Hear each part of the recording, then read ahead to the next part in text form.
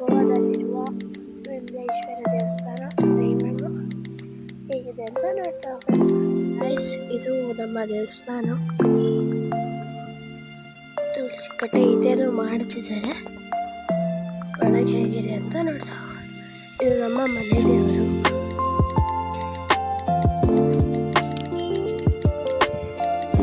ಇಲ್ಲಿ ಎಲ್ಲ ದಸರಾ